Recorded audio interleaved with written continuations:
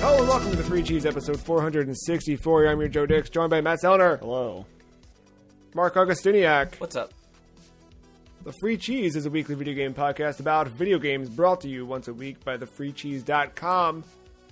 All season long for season 10, we have been playing a single game each week, ranking that single game amongst the rest of those games throughout Season 10 and 2022. And now we've reached August, which kind of aligns with about 6 months worth of games. I know math doesn't seem to suggest that, but we started this process mid to late January. And here we are, right beginning of August. What we're going to do today is kind of run back through everything we've ranked so far. 28 games total out of our final 45, of course, but we're going to look at what we've ranked. We've got them broken into categories, and then we might move some things around. I think before we jump into that and kind of the breakdown of what this episode is, I will say, Matt, what has been one surprise of this year so far for you? I think, like, in general, I think it's like, I haven't, like, hated something so bad, like, immediately just, like, this sucks.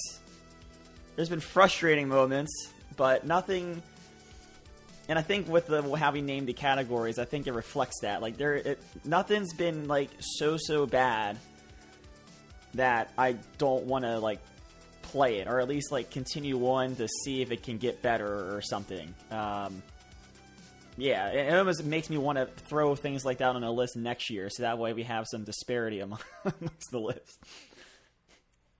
Oh, I've got some plans for that, buddy. Don't you worry. Mark, what about you? What's been an aspect of season 10 so far that you did not expect going into it?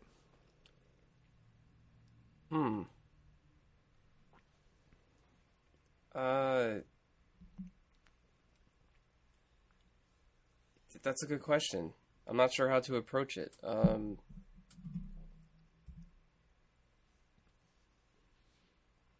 think I'm just more surprised by it's like a mix of like how I think I viewed some of these games back then, the ones that are familiar, versus approaching them now and just realizing it's hard to trust your brain sometimes. But then for the games I haven't played, but I have been aware of, it's been interesting just to get like that fresh perspective now. And just seeing how far things have changed, you know, just like how, like certain ways that games would play back then, like that was just the norm. We never questioned it. Now it's like, it's hard to go back to sometimes, or it could be easier depending on the game. But it's just a weird thing to consider that, oh, we used to move around with the C buttons and look around, you know, like it's just weird things like that. How would you guys say season 10 has been so far compared to what we've done in the past? It's the most structured, I think. Yeah, well, that for sure. Well, I think it's it's planned. I know what you like. We've always had a structure. Yeah. Right, but it's been more of like the week to week kind of gathering the structure. Now we have it's like a year-long plan. Like, I can kind of map out what I need to play for a December episode between now and then, if I haven't played it already or something like that's more the behind the scenes thing. I think this is like, we just got away from the new stuff, and we kind of have our own dumb echo chambers of like what we pay attention to. And honestly, it's tiring to look at video game news every day. Like, go to an IGN.com, go to a Kotaku or something like that. Like, it's the same stuff over and over. And I like to stay away from some of that stuff. Like, any news on Elden Ring going up to it, I try to stay away from. It's hard to do that when we're scouring for news for a video game podcast. And yeah, I was going to say, and the second part of this is like, I made a point in January to, one of my goals was to play what Matt wants to play. And I have done that to the extreme and not have to worry about, like, man, I played Warzone for the 8th straight week. Is there a way to frame it this week where it's not the same thing again? Or, like, I'm worried that I don't have anything to bring to the table, so I'm, like, rushing around trying to find something to play. And it is encouraging me to buy games I'll touch for an hour and I will never play again. But no, like, the structure is definitely, like, the thing here. Yeah, I feel like getting out of Twitter a couple of years ago and being out of that, like, day-to-day check-in mentality already started it. But when we switched this over, I realized how much I was out of it. And I think it was the moment, not the moment, I've had several of those moments, but I think one of the more recent ones where I was like, oh, I'm out, was when you guys brought up that RoboCop game that was announced.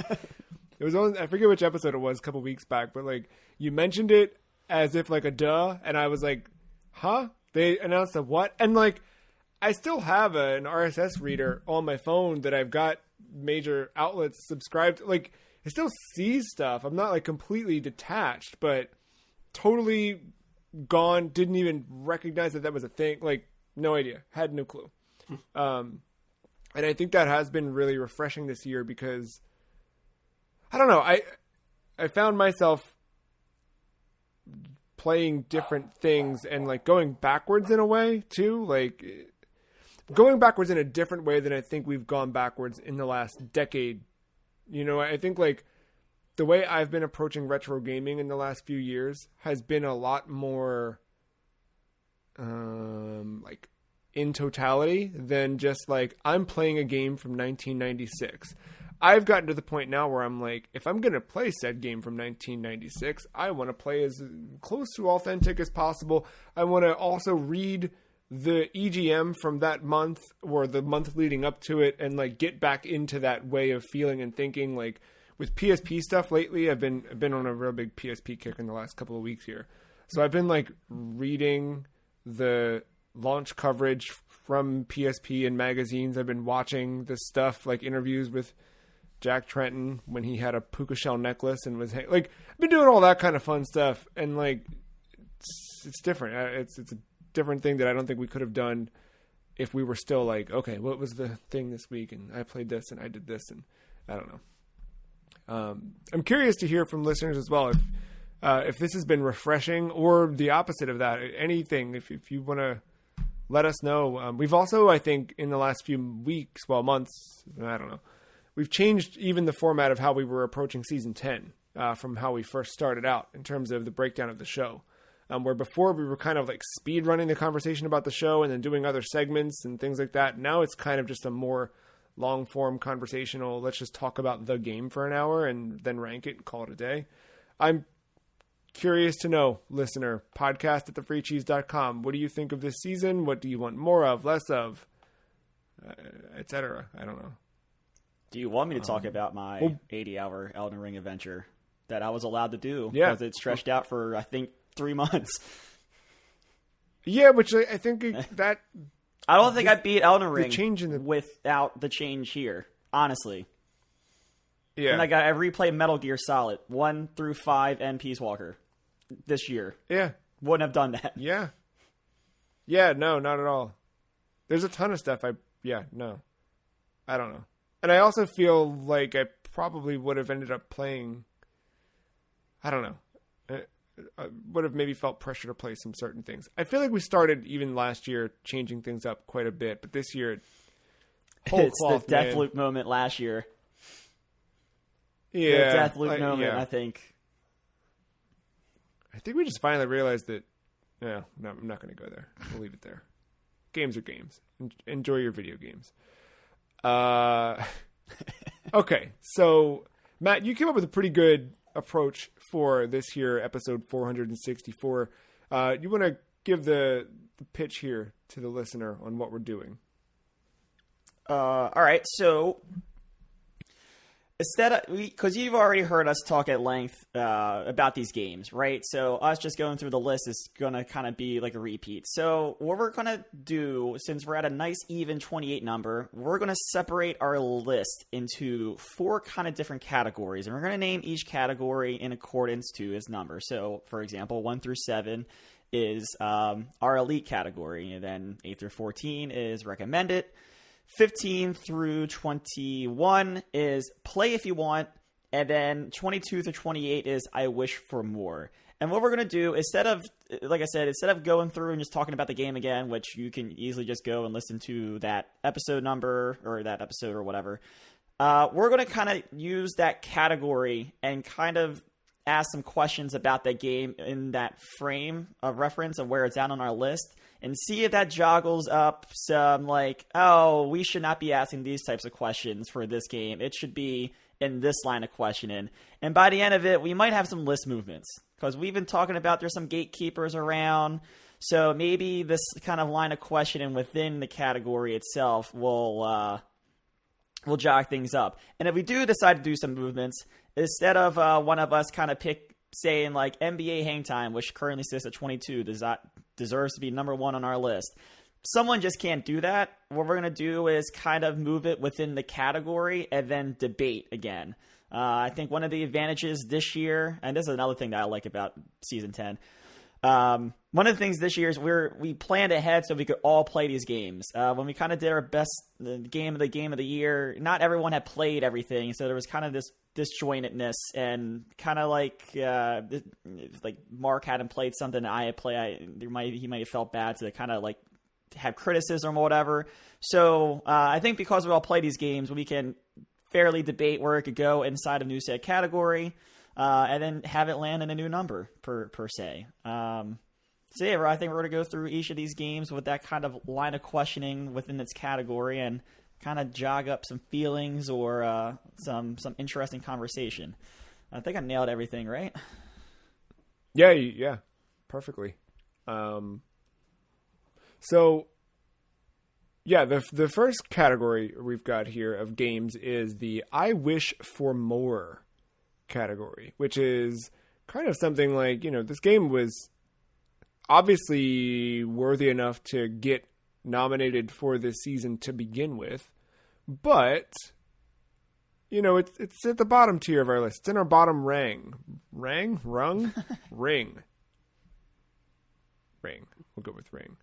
And Matt, you've got some great, I think, gating questions here for each game. So we'll go from bottom of the list up and just ask questions about each of these games and move forward. So the first game, bottom of the list, number 28, Paperboy 2, which we ranked on episode 458. This was,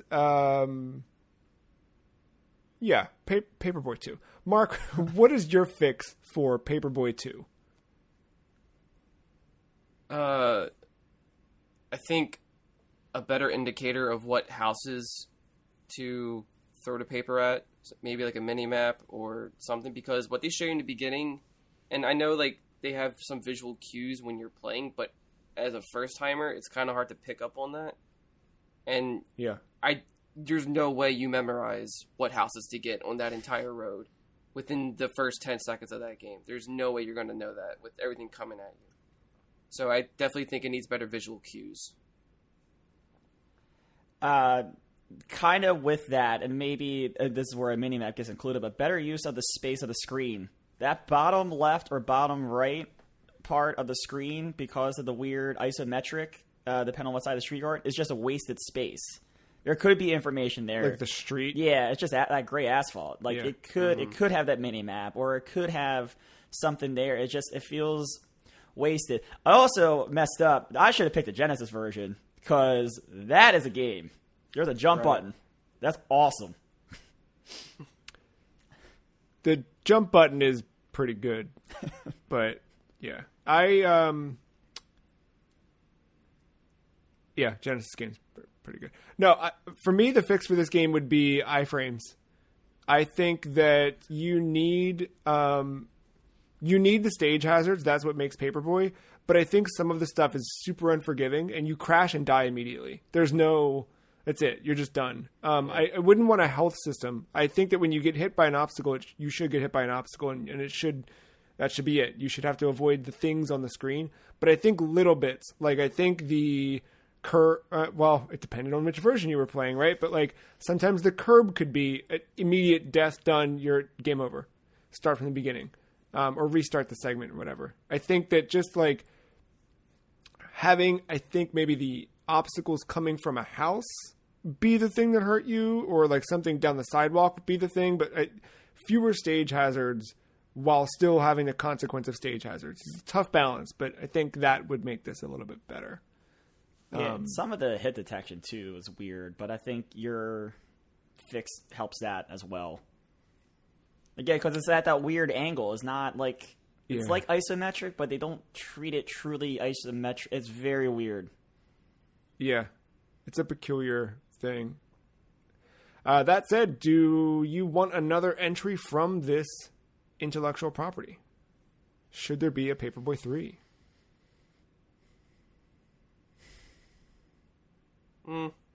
I say yes. I don't need it. I really don't like. I just think it'd be done so weird because I think this would be one of the problems with some of when you ask this question, like with like a game from this era, is like it's going to be changed so much, and I don't think like the changes could, because they would change. Like they're not going to have this isometric thing. Like it's just if they're going to make a Paperboy 3, is not going to be like this. And I think the soul of it goes away. Because, again, I like playing this game for the laughs and the dumb shit you can do, not necessarily to beat the game. And I just don't think that will be carried over to a new one. So I'm fine with Paperboy 2 being the last ever Paperboy. Wow. Well, I mean, Mark, do you agree? Short answer, yes. We're in an era where there are so many games being made, a lot of indie stuff being made, and a lot of it is inspired by games in the past. And sometimes you get clones, sometimes you get not clones, but you can still see the inspiration there or something. And some IPs only work with certain developers versus the games that inspire them or something. And sometimes the inspirations are better. But with Paperboy specifically, I'm just not attached to it like that. And there are so many like versions of that game now that exist that I would probably just rather play those. I don't think I need a full-fledged sequel, but I mean, I'm open to it. It's just not really on my radar at the same time. I guess I'm kind of indifferent. Let's move up a step on the list to Cool Spot. Yeah, Matt, what is your fix for this game? I think the level design. It's pretty to look at, but it's all over the place. Yeah, and it's not good. I think I said it last week, where like that water level where if you fall you die, you can't at first they have the red dots to collect as your marker, but then they're not there once you collect them on a retry, and you're really screwed. Like you died the first time, that was your best chance of beating this level. Right. It's quirky and it's vertical, and and the platform is not good enough for it to be a vertical platformer. Mark, is level design your fix? More or less. I mean, it's not my top one. I think my top choice would be everything needs to be smaller.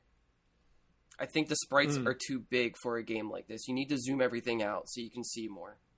I think that might be its biggest problem for me. The camera was never working with you. It's hard to see ahead of you, and no matter what direction you're going, because the camera's so fixated on you and every move you do. I think it needs to be a little more static. And yeah, if you're able to zoom out, then you would be able to see where you could fall instead of a lot of off-screen last-minute things getting in the way.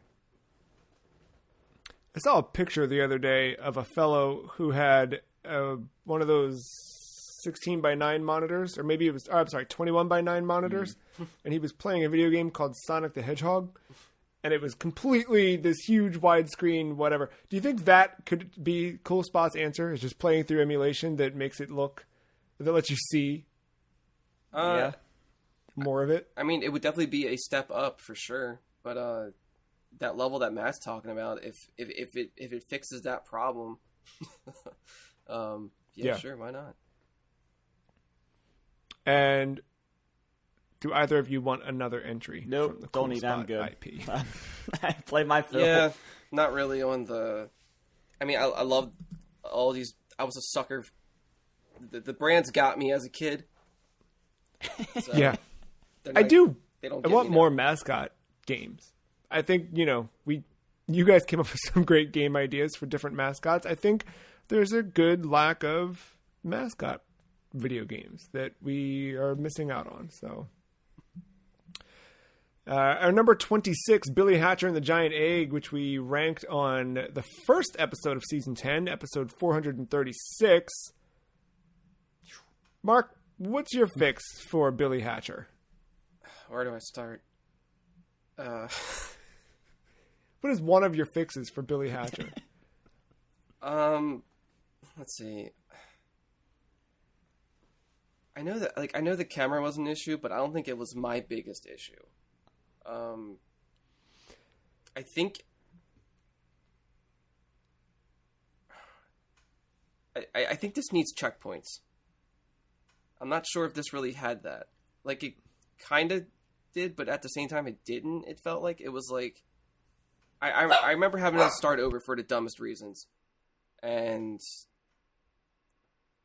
doing all that same stuff again was like, that was the most nerve-wracking part of this game for me. So yeah, like I remember using save states a lot, just because of just how badly like everything's worked against me. But yeah, it felt a little brutal in that department.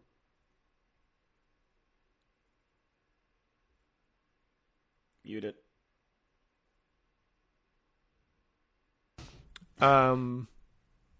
Yeah, Matt, what about you? What's your...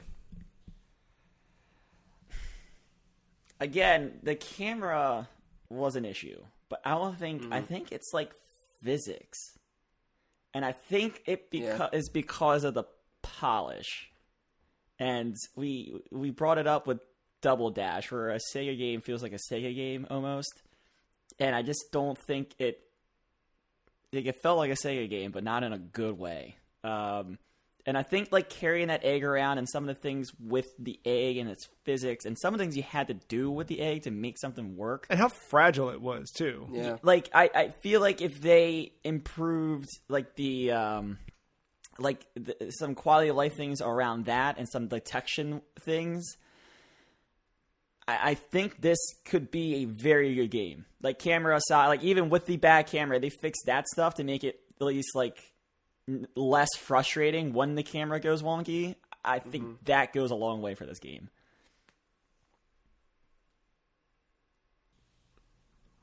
Do we want another Billy Hatcher and the Giant Egg? Yes, I would actually. I would be open. I would love to Yes. see this game reimagined with modern controls and stuff today. Yeah. Yeah, And there's something here. I remember we had our segment on that episode was to build a proper sequel for Billy Hatcher, and I think we came up with some really good ideas. Using some random name generation for the title, but I think that we ended up landing on a neat core mechanic for a sequel to the game. So yeah, I think they should. I think that would be neat. I don't know how they would do it now in terms of personnel or whatever, but look, man. Apple Arcade ended up being like a weird Dreamcast 2 if you start looking at some of the games that came out on that thing. So, I don't know. Maybe there's hope. Maybe there's a Billy Hatcher game in the works right now for Apple Arcade. Yeah, like I could see it following like Monkey Ball's footsteps. Yeah. they really should just put it. I think we're in an era where these games are coming back. Like the publishers are finding good reasons to revive these old games and doing some things with them. So I bet it's not long before we see Billy Hatcher come back. Yeah. And that episode gets a nice spike. ESPN X Games Skateboarding first ranked in episode 450. Mark, what's your fix for ESPN X Games Skateboarding? Whew.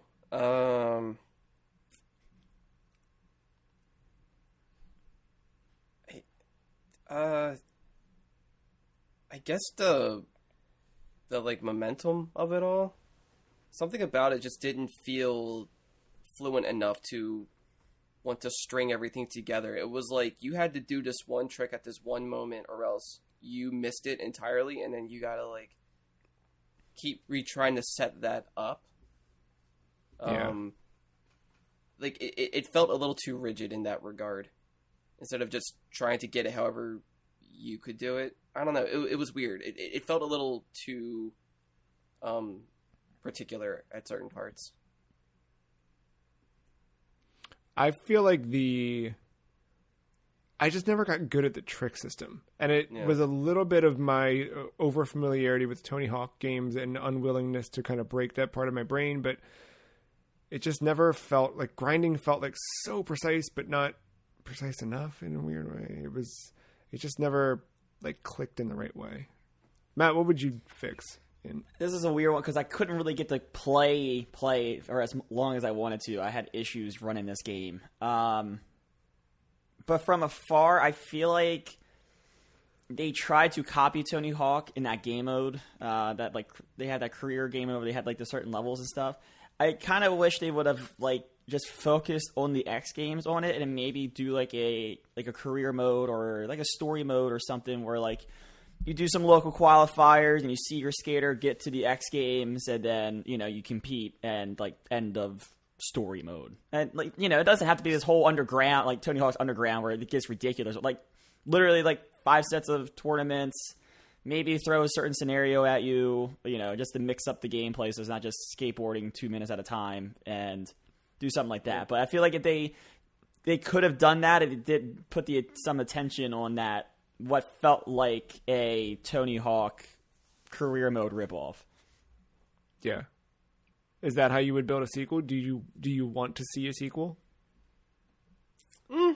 I don't think at this point, just with the way where we're at with skateboarding games, I think the license could be put into a game and make a tournament out of that. Like it's like what you see in like with the FIFA games where they put like UEFA in there, or with golf games like getting the Masters license and stuff like that. I think that's where it's better served at, not as its own game anymore. What do you think, Mark? No, I don't need it. Like think of X Games being in session. Yeah, I mean, yeah. Like that. Yeah, like I think that's a better approach to it. But for this game to have just another sequel within that series, like just this, like yeah, that doesn't need to happen. I think we're just not in that era anymore with skateboarding, as where it's taken as like it's an extreme sport, you know, and it's like crazy. Everyone wear long ass jorts and go to town. Like skateboarding. Dude, I'll tell you what though, if you no, go ahead. Sorry, skateboarding is what? Oh, I'm saying like it's more than that now. Like I feel like it covers a lot more ground now than it did back then. It's not as hyper focused on just being this just like super extreme thing. Like there's a chill side or a more casual side to it, like with some of those video games, or there's just so many ways to approach a skateboarding game now where it's not just a Tony Hawk ripoff. So like they become more creative. So I like that more.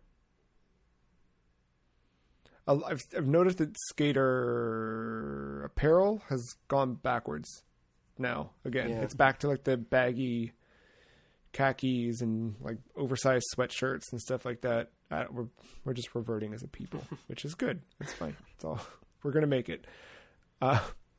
Insomniac made Sunset Overdrive, which we talked about on episode 443. I'm going to jump into this one. What would I fix for this game? Length?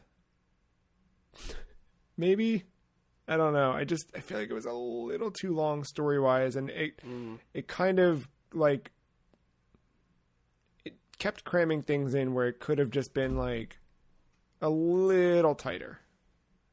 Is that where you guys both feel? Matt's nodding. The open world, yeah. That's...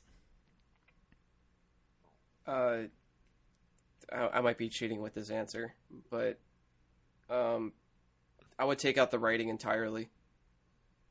Mm-hmm. Like, it doesn't need it. I think it's trying too hard. This game would have been better. It's just like a more arcade approach where it's just like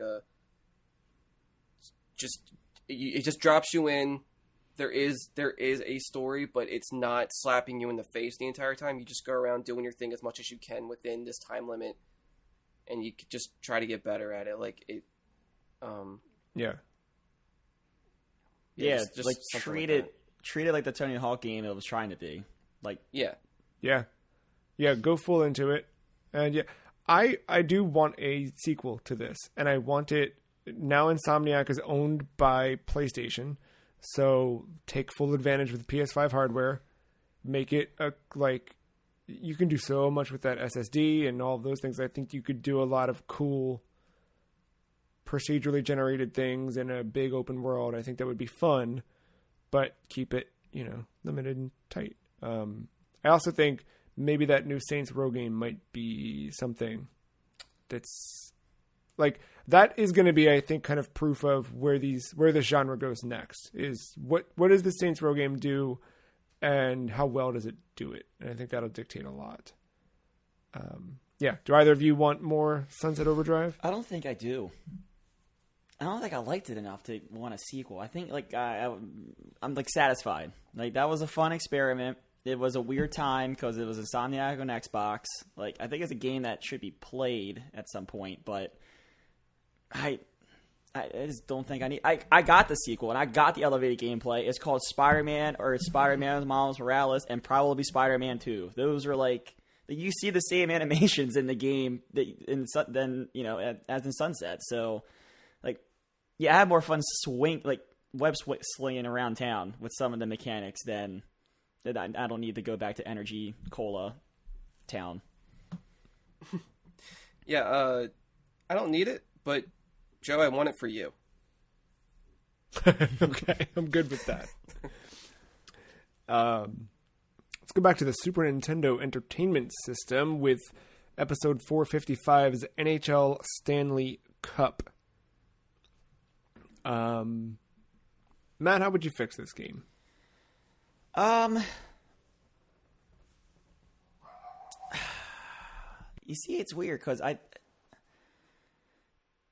think it plays well within what it's trying to do. Because if you say, I know Mark's going to say, get rid of the camera, but like, I think that's its X factor, right? As opposed to like NHL 94 or whatever.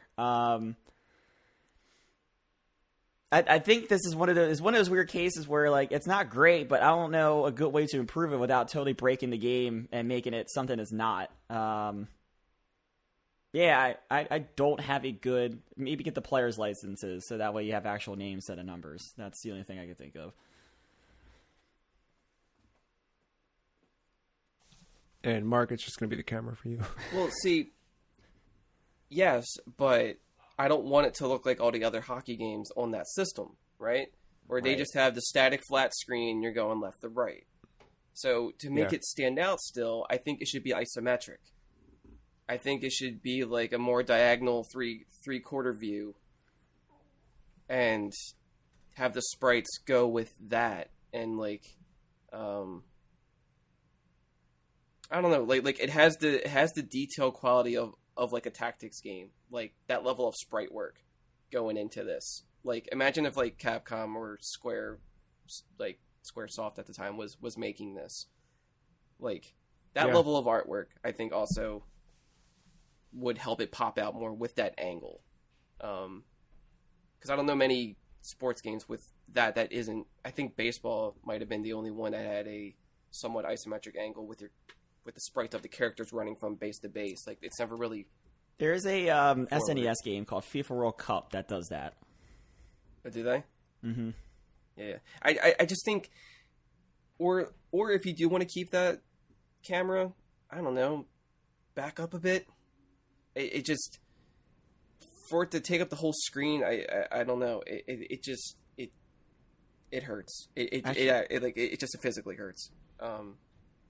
Yeah, I'm not sure. Either that or move it to another system that can actually run it. If you don't want to change anything. Oh yeah. Sorry, I don't think it's called FIFA World Cup. I think it's called like FIFA International, but it's an EA Sports game. It's one of their soccer games. Okay.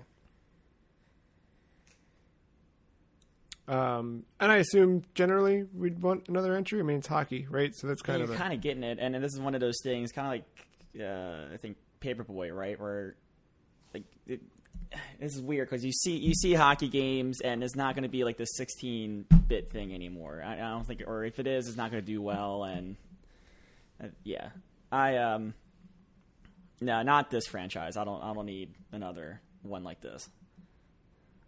Yeah, I think. And 2 weeks. Oh, sorry.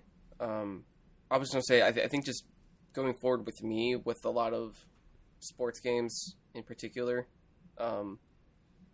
they kind of hit the same answer with ESPN X games, skateboarding, where it's just like there's just so many types of that game out there that like I don't specifically need it from this IP alone, but I wouldn't mind playing other games like it.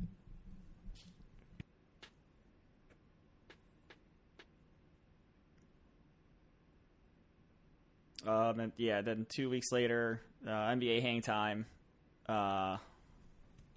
is the next. So, Joe, how would you fix? thanks. Sorry, Nope, I all think good. I started talking and thought I unmuted myself, but I muted myself instead. I just had Yeah, Frank you got it. Reynolds' Dead Air in my head. So, so Joe, how would you fix NBA Hang Time? I'll get you involved in this one. I think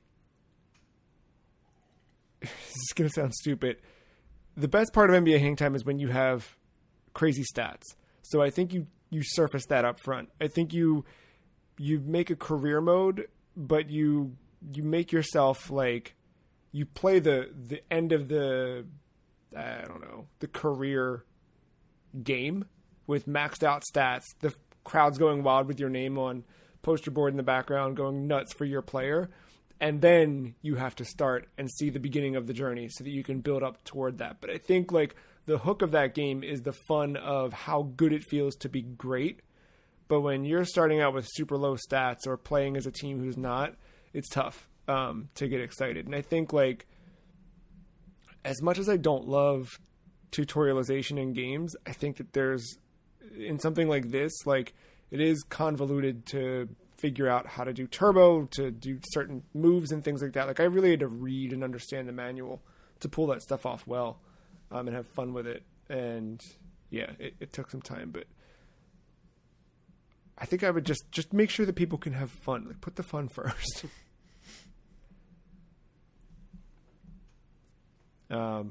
Yeah. What about you? What do you think, Matt, Mark? I think my biggest thing was you just kind of jumped in, and there's not really any like the single player experience isn't really there. Like yeah, you can jump in and play with the computer, but I think the main appeal here is to play with friends. With the package you get, there's no kind of like dedicated progression. Yeah, like you have that player, you can build your stats, but like there's not like the end goal is not an NBA championship or what. You're not building towards that or something. It's like there's no season mode, it's just game after game, and it kind of feels pointless to the single player experience. Get rid of the timer immediately. First and foremost. Oh right, I forgot about that. You shouldn't. It should like less than 3 minutes to do anything. Is awful. Yeah, so get rid of the timer in the menus. Not in the matches. Matches you kind of need it because it's basketball. Even when you're creating a character, shouldn't have a timer there either. And I think the AI needs to be a little easier, especially in the beginning, because and shouldn't always be the damn Grizzlies. Because like I would get so close and they would beat me by 1 point, but like their moves are so ruthless. Like it feels like it shouldn't be like that. I don't know what it is. Yeah, it's a little too accurate of an arcade port. I think it needs to have some home edition qualities added to that.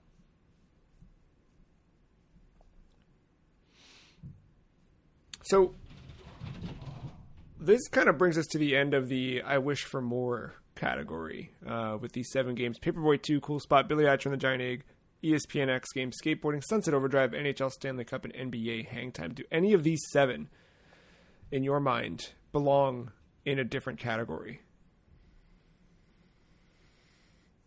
Or are they right at home here? I think they're at home here. Yeah, I agree. I think the only one that had potential was Sunset, but it's too bloated. There's too much of that game. Yeah, do we want to move anything around within these 7? Ranking-wise.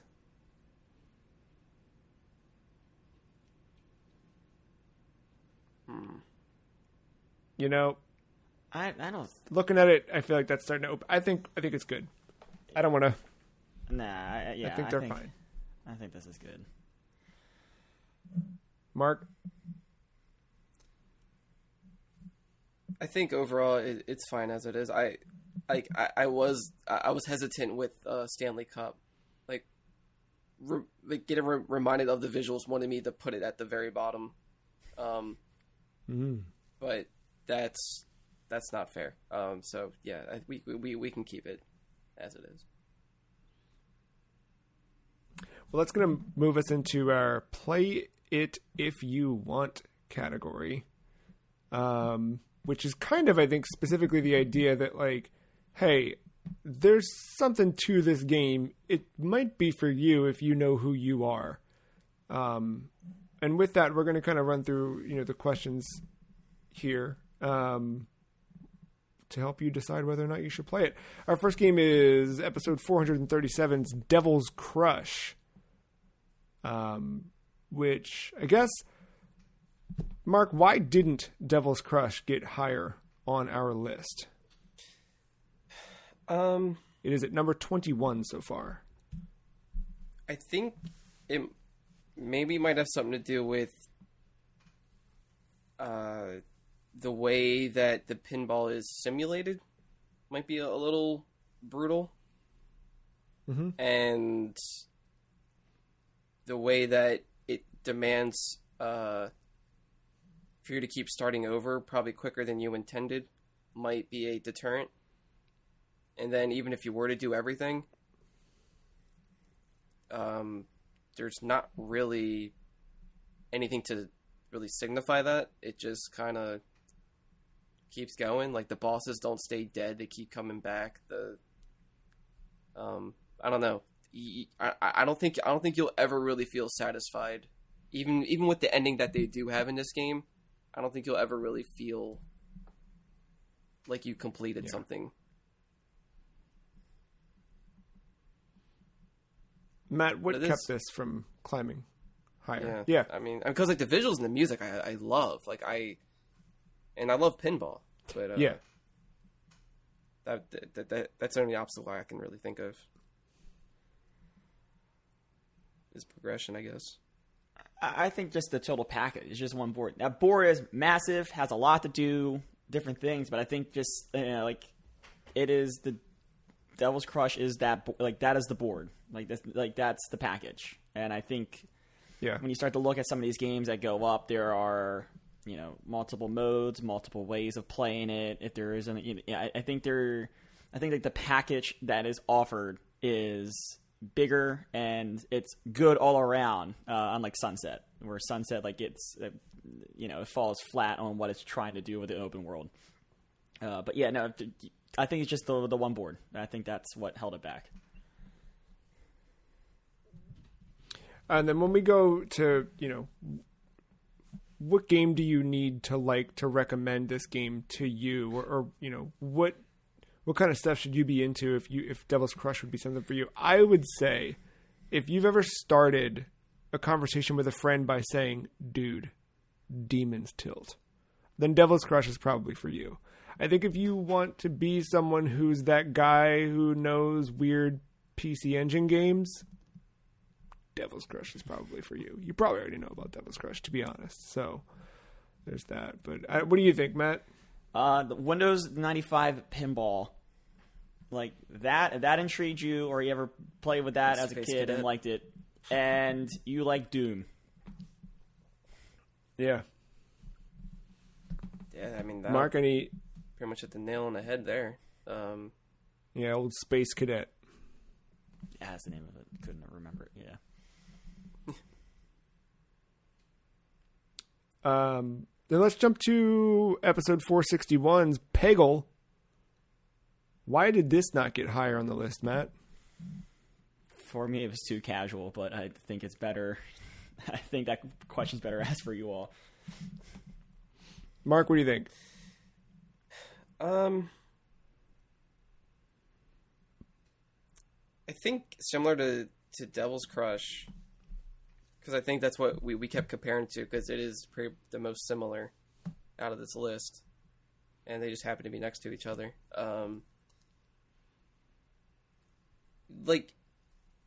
It does offer variety, and that's good. I like that. I think depending on where you're playing it at can also maybe dictate how you might feel about it. Depending on if you care about the visuals and stuff like that and optimization. But like Devil's Crush, you don't need to play it long to kind of know what you're doing, what you're getting yourself into. Not too much incentive there to keep going, but it's still good for a short time. Yeah. Mark, what game do you need to like if someone were going to recommend Peggle? This is oddly specific, but I feel like this is a good gateway game for someone that has never held a controller before. Like someone who's been on mobile, maybe but mostly mobile, iPad or something like that, but they want to kind of get into console gaming. I think this is a perfect segue just to get them holding the controller and getting used to the joysticks. It's not ultra fidgety. You don't. There's no reaction. You can get used to holding it without having to mash buttons all of a sudden. I think it's a good little gateway game. Oddly specific, but I think that is a very good recommendation. Interesting. I have a similar yet different answer. I think for people who are used to playing on a computer, but they maybe only played games like Bejeweled or, something very casual. They're not really a, quote, gamer or whatever. Or, I'm thinking of, you might have a parent or somebody who, doesn't really play games, but they play that one game. And it's not often, but when they're on a computer, they do check into it here and there. So, they might want to have a little taste for more. And I think Peggle could be that bridge or that gateway to maybe wanting to explore more that's out there.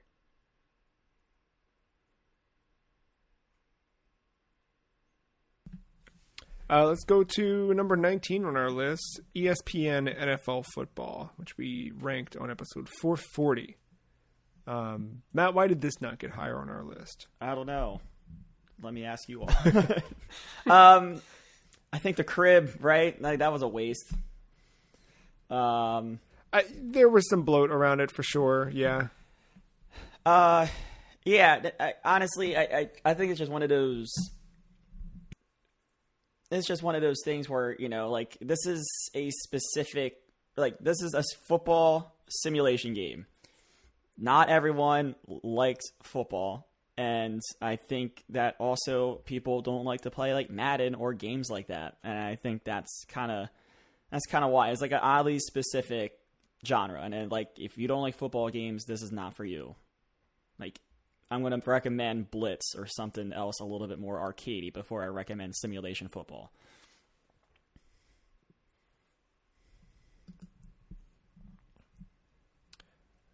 Yeah, I think for me, I think it was still a really great game, and I do think that playing it and playing a football game is fun when playing this, but it's weird. That was really early on in the ranking, so I think by happenstance it ended up somewhere in the middle and has slowly pushed its way down. But but it is very niche, so it's tough. Mark, what do you think? Any insight into that? I like the first-person view. That's how I was mainly playing it. I don't know any other football games that do that kind of thing. Or none. Unless you're doing unless there's a VR thing I'm not aware of, but there is not yet. Actually, someone is developing one finally, but not yet. See, that would be cool, where just every player is actually controlled by a person and whatever. But I know I don't really play many football games as it is. Like Matt has recommended Blitz or something, that I probably put more time into that than any Madden. But I did enjoy my time with it. But I think that was also one where just I guess the longevity of it just wasn't there for me because of my preferences. So, and again, like you were saying with the list, I think just compared to what we've been playing, I guess the other games just felt like they had a little more to offer as an experience.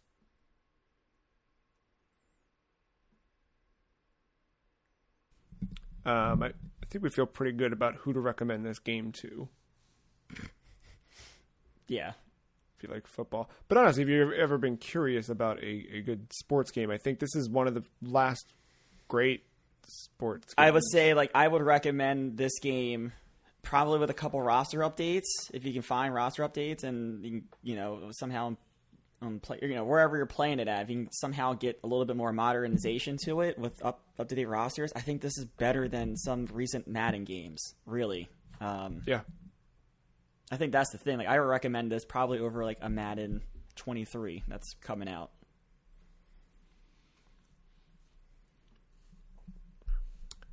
But would we recommend PsyOps The Mindgate Conspiracy to folks? Number 18 on our list, first ranked on episode 449.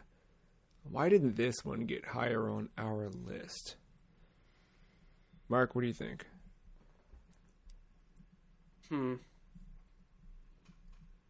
I probably just felt a little unfulfilled in some categories. I think we were on a consensus that this felt more like a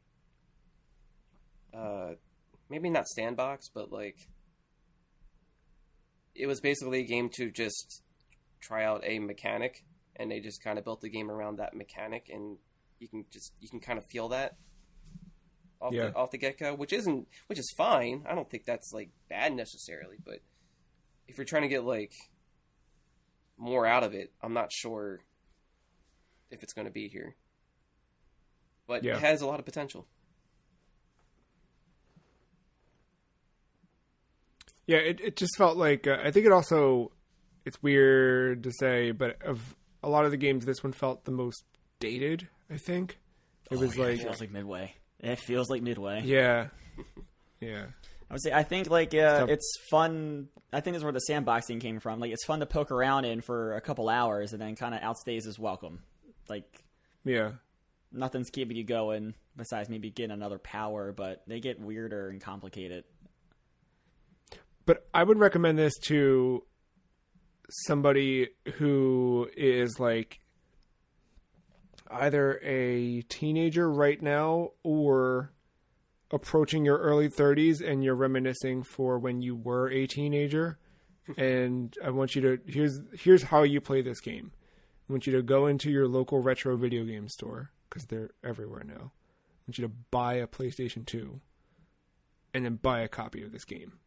Plug it in and play it. Preferably on a big old tube TV. But I think that is exactly how this game was meant to be played. It's just on original hardware with your cold CD cranking. I was going to say you forgot to recommend it to cold fans. Cold fans already know. They don't need to be reminded. obviously. Oh, Perfect. Yeah. I was gonna say, Control. People who have played Control, I think they should see what a bad one make you appreciate Control a little bit more. All right, fair. Yeah. Perfect Dark. Why do you think this one didn't get higher on the list? This was ranked on episode 453. I think it's a game stuck in the times, and not in a good way. I mean, yeah. I'm not sure what else to really put there. Like I think it did enough to try to stand out from GoldenEye. But so I don't know. I think what got in the way for me was navigation. It was hard to find some things, and I don't know what the word is for it, but trying to, like, I guess, fill the requirements for certain missions, they were very easy to mess up a little. Maybe it wasn't too forgiving in that field.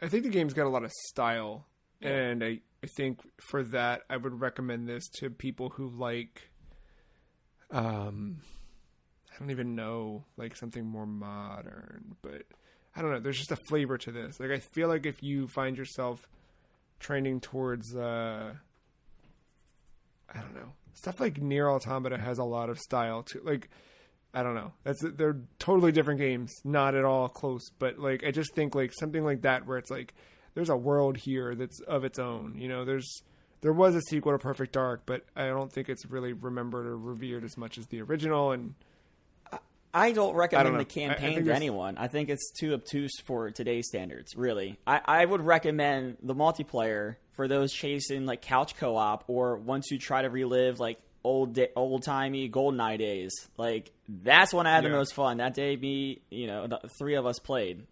It was a blast. Yeah, that's true. Anyone you'd recommend it to, Mark? Yeah,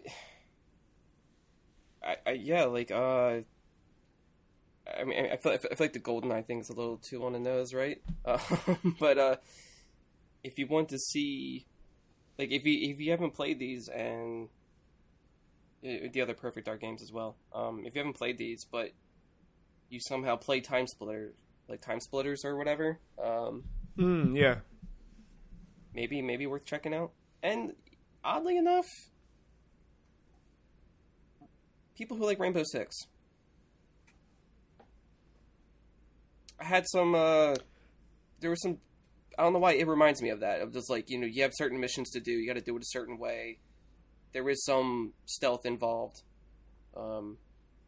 But you don't necessarily have to be stealthy, I guess. Well, to go back to a point I made at the top of the show about kind of returning back to the ephemera of the era as I've been exploring these things, I've been watching a lot of the 1UP show from, 1UP.com, very old at this point. But one of the episodes, they talked a lot about playing multiplayer in Perfect Dark Zero, and it was kind of coupled with conversation about one of the I think Grawl, the original Ghost Recon Advanced Warfare. Okay. Yeah. Some crossover there. On episode 445, we talked and ranked Valis 3 for the PC Engine. Why did this one not make it up higher on the list, Mark? I want to say age. I think... Yeah, it was stiff. Stiff is that's mine. Yeah, I mean, I think it's done a lot of groundbreaking things for a game in that time. But when it came to the actual gameplay, it's a little rugged. Yeah. What game do you need to like to have this recommended for you? I got a show. It's called Sailor Moon, and I got a game, Dark Souls. Yeah, if you like Sailor Moon and Dark Souls, you'll love Valis 3. I think if you like El Viento, you might like Valis 3. Yeah, if you're a retro enthusiast and you like Castlevania 3, Yeah. I would say maybe check this out. Yeah. A week before that, we ranked The Legend of Zelda: The Minish Cap on episode 444, which currently sits at number 15 on our list. Why did this Zelda video game not rank higher on the list, Mark? It is the most milquetoast Zelda game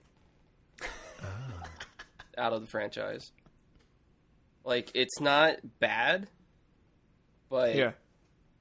like there are worse Zelda games, but because of everything that I've played and I'm just aware of what this franchise does,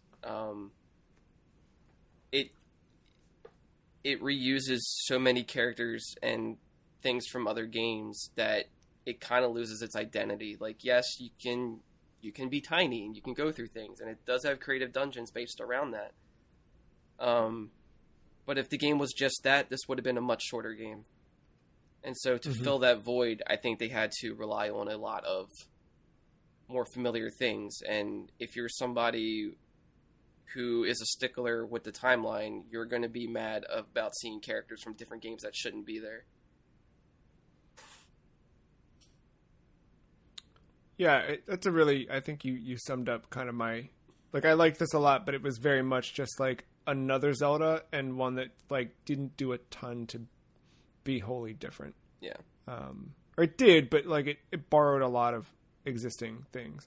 Matt, what do you think? Why did this one not climb higher up? I don't know. I don't have the Zelda comparison. I think this is really the first top-down one I played most of the way through. So I was kind of, honestly, I kind of let you guys take the reins on this one. I just kind of followed suit. I didn't really have a good argument one way or another, especially when comparing it to other Zelda games and why it's the most milquetoast. I just don't have that experience. So it sounds like the problem here is not the game, but fans of The Legend of Zelda. We are the problem. Potentially. Potentially, I don't know. Why the game didn't climb higher. Maybe Reggie was right all along. I guess, Matt, I'll ask you first. What game do you need to like to recommend The Legend of Zelda: The Minish Cap? The Legend of Zelda. Duh. I don't know. I'm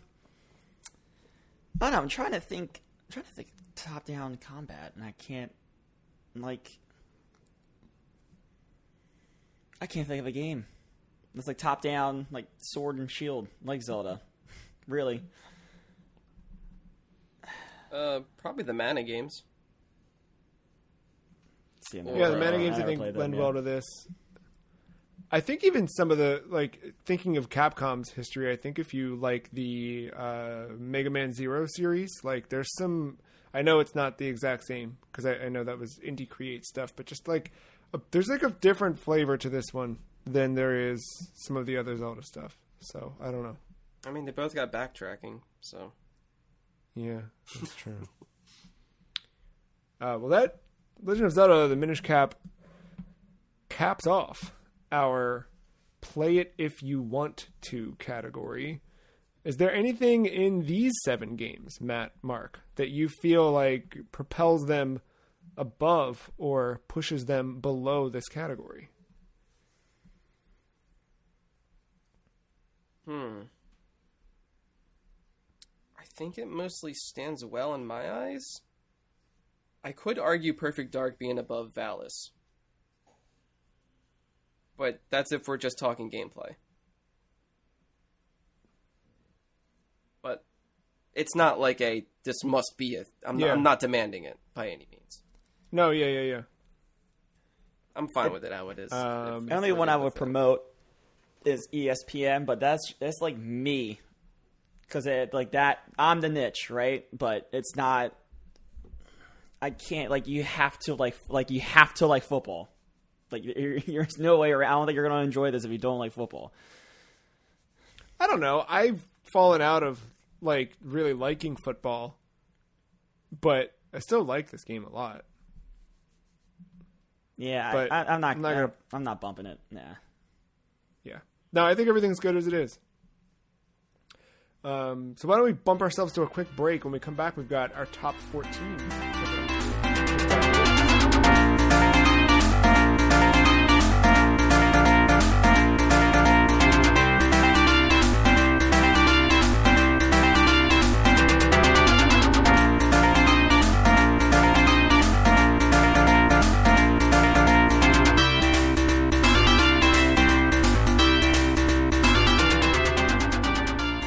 We're back with the top half of our list. This category of the next 7 is our recommended category. These are games you should play, and just generally speaking. You don't have to really like something specifically, or it might not necessarily fall into a niche category, but you should check these out. Our first one is 462's Advanced Buster Hawk Gleylancer, or Gleylancer as it is colloquially known, ranked currently at number 14. Mark, what is the thing about Gleylancer that makes it a recommendation for anybody? What's the one thing that stands out to you that means anybody should check this out? This doesn't play like other shooters around that time, and I think its power-up system is pretty cool too. Like there's a lot of versatility there. Yeah, I like the gun. You can change directions of guns, stuff, yeah. The different options and abilities. Yeah, Matt, what about you? What's the thing? I think it's that that this like I don't play many of these, but I haven't played one that has this subsystem, and especially how you can change the firing and stuff like that. That's Mark took my answer. The other answer is that banging soundtrack. Oh yeah, it does. All right, it does have a good soundtrack. Asteroid Field's still in my head. Tell you what, buddy. Why do you think this game is not elite? What about this does not bump it up to the top of our list? I couldn't see shit. I was just reading a forum and someone was talking about this game, and somebody else, they were like, after stage 1, just can't see anything. Yeah, that's my problem. I feel like that's part of the difficulty. Like, yeah, it's difficult and it's like one hit deaths or whatever. But you can say that about a lot of these games. But yeah, if someone felt unfair, where the fuck did that come from? Yeah. I think that was my biggest gripe. Some of the projectiles kind of blended together. Mark, what about you? Mine's a weird answer. It's its benefit and its hindrance is the rewind button. It's hard to recommend this.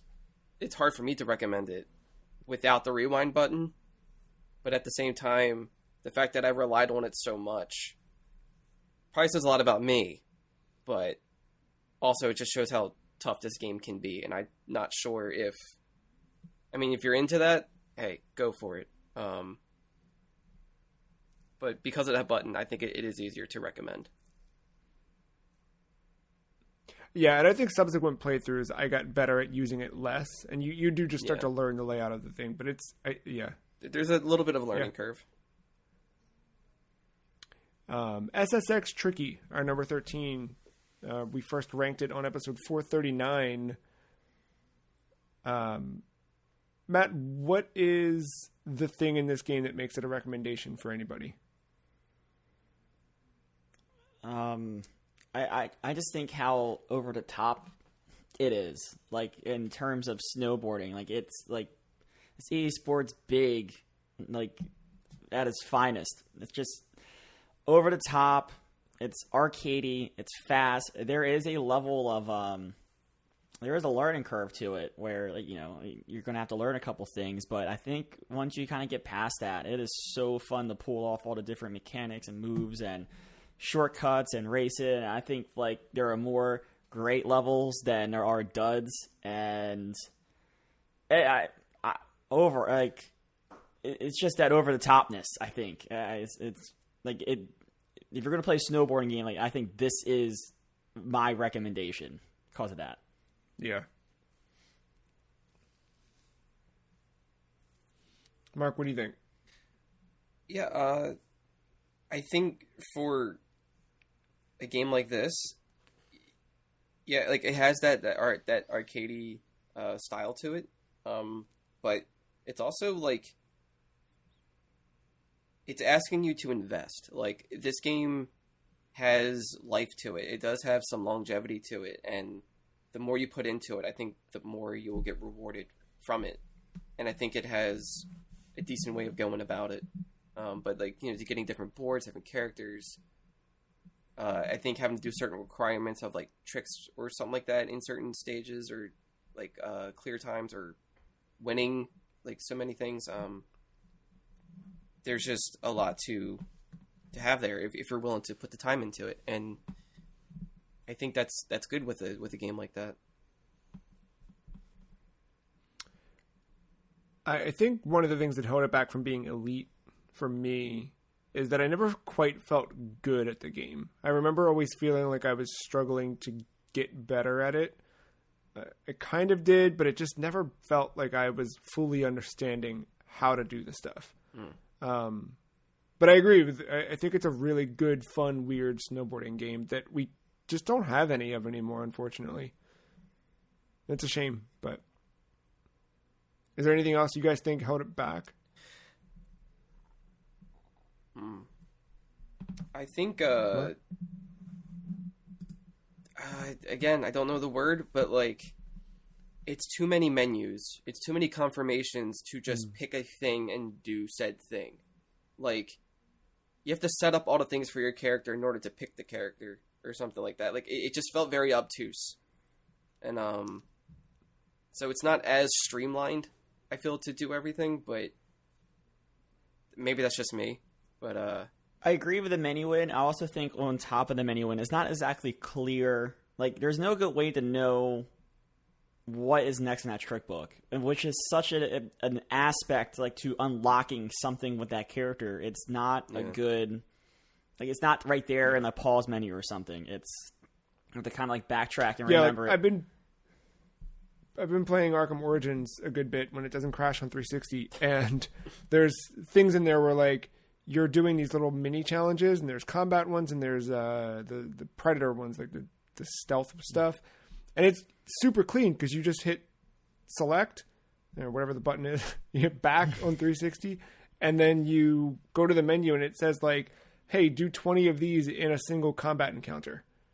Okay, got it. Then you do it. It tells you on screen what's next. And if you forget, you can always go back and reference it. And you can see the ones you've already done. I think something like that in SSX to be, like, clean, easy in the middle of a race, to be like, that's my next. That would be, yeah. But still recommended. As is Mario Kart Double Dash, which we ranked at number 12 in episode 460. Yeah.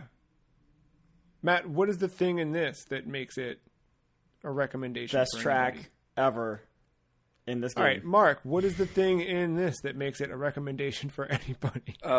Baby Park's the best track ever. Perfect. God! Perfect. For real, I think this is I like the little bit of strategy in this game with, like, picking the right, picking some characters that might suit you, you know, with a certain power up, and then kind of, like, when you pick those characters, kind of being careful, like, kind of what cars you get locked into.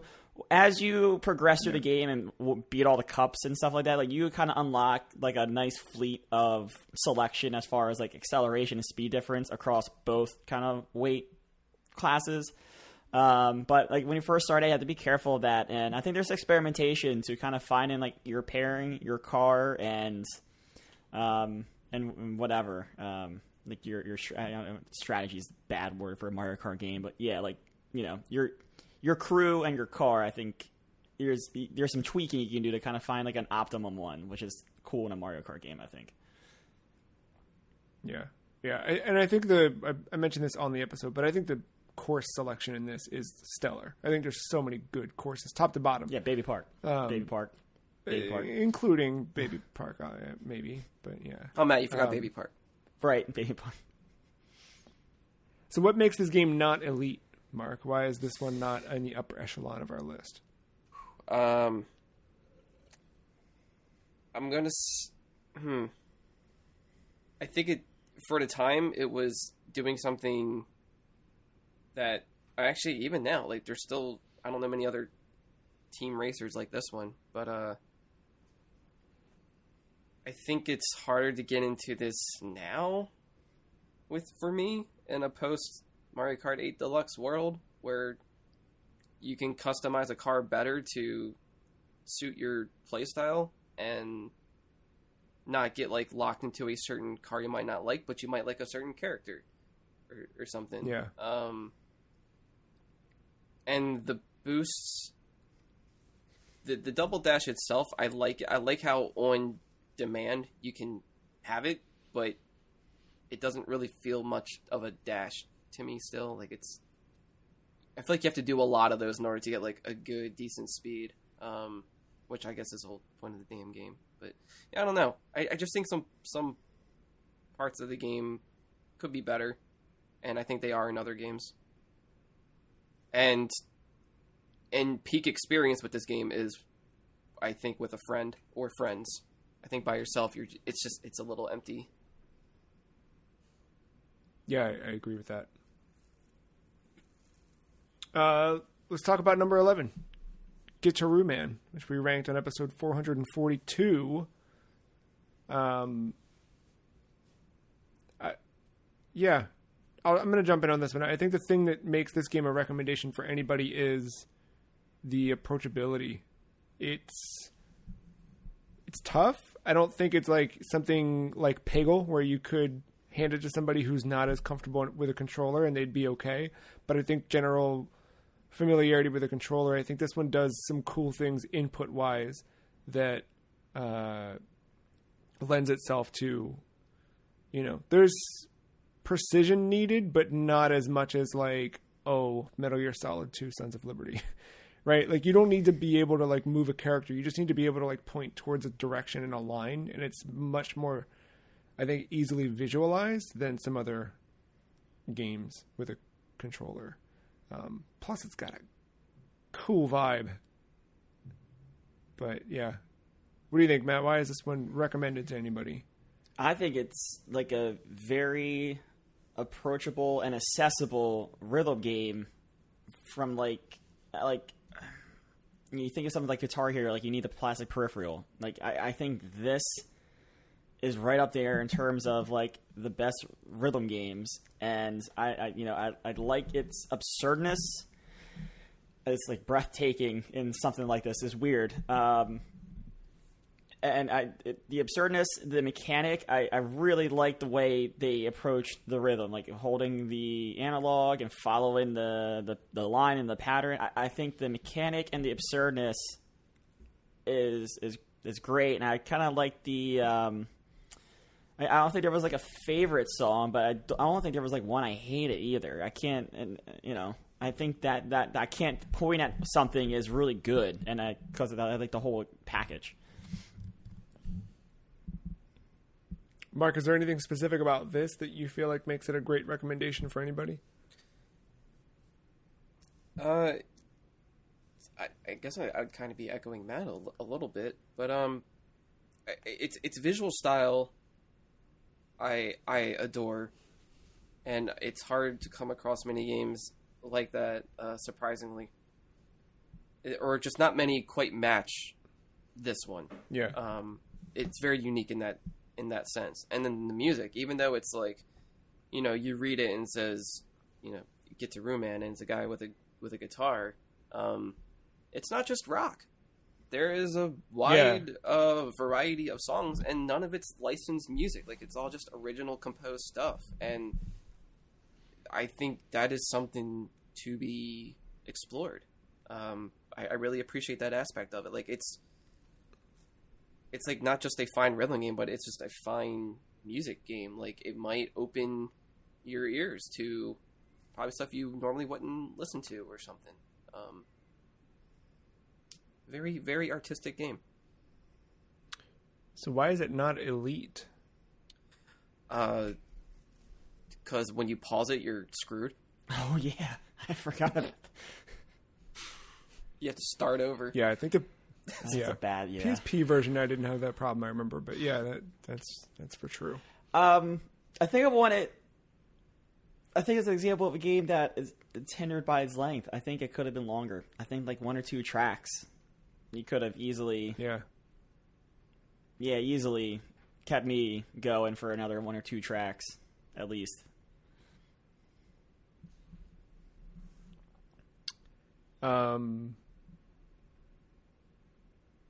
I know this isn't part of the question, but I would like to see another Guitar Man at some point. In the top 3 of our recommended section, coming up next at number 10 overall, ranked on episode 446, we've got Metal Gear Solid 2, Sons of Liberty. Not to be confused with Son of Liberty, Richard Gere. But yeah, Metal Gear Solid 2, Sons of Liberty for the PlayStation 2.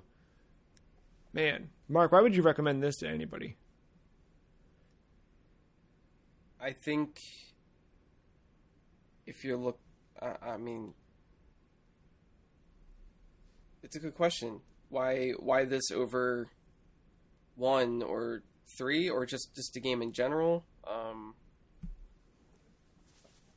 I think, well, because for me, like this was one I never played the franchise, so this was one where I guess is technically my first taste of Metal Gear, and honestly, as crazy of a story that I know Metal Gear has, you really don't need to play the first one to enjoy your time in this one.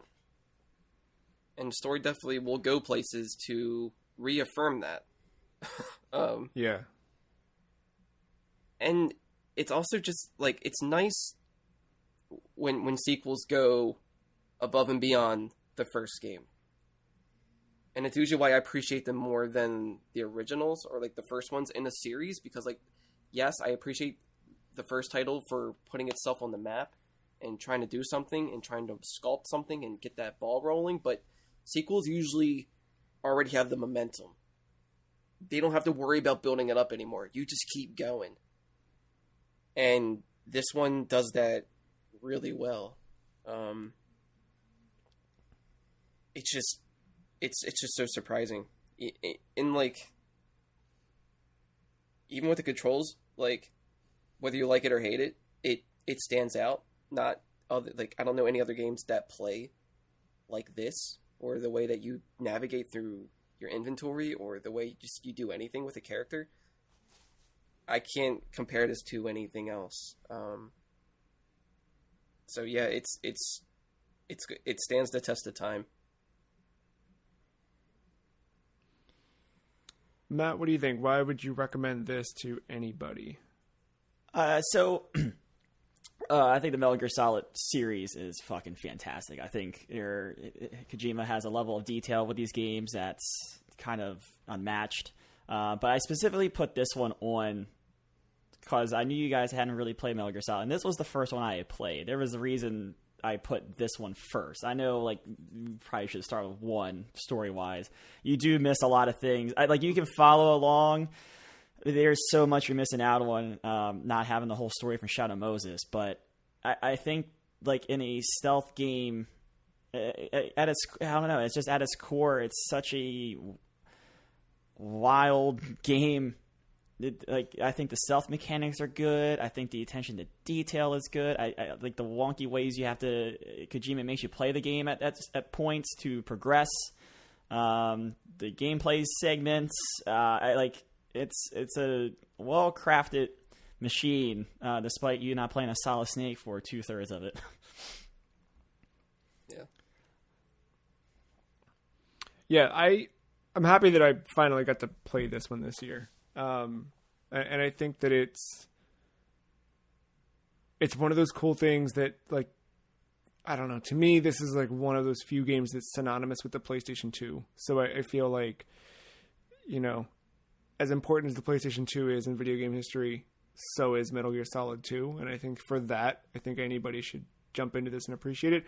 And also, like, other games in this list, PsyOps, Perfect Dark was prior to this, but, like, there were some things on this list that just, like, are a direct result of Metal Gear Solid 2. And I think that a lot of modern games still chase what this game did. It's really good. Yeah. They should make another one. What holds this one back? I think this is one of the more peculiar ones. What holds this back from being elite? I know as I'm looking at the top of this list, I think I have an idea, but I don't know. What do you guys think? It was how, go back to episode 446. It was how we ended the episode. You asked me a question that no one had asked me yet after I finally played all 5 Solid plus Peace Walker games. And I was, as much as I like this game, it was last on that list. Yeah. I still incredibly good, but like 3, like you say, like this is synonymous with PlayStation 2. Yeah, it is. But after playing 3 is the true recommendation, the true elite of this series. In terms of story and gameplay, and you know, in the classic way, in like the 2, 3, and 1 way, and then 5 being the recommendation for gameplay. It's just at the bottom of that list, and if you're at like. I know the franchise is fantastic. I highly recommend the franchise to whatever, but if you're last in the franchise, like you're not elite, right? Right.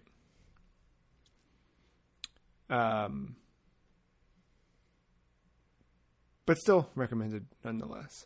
Much like Beautiful Joe, number 9 on our list, which we ranked on episode 454. I guess. Yeah, Matt, why is Beautiful Joe recommended to anybody?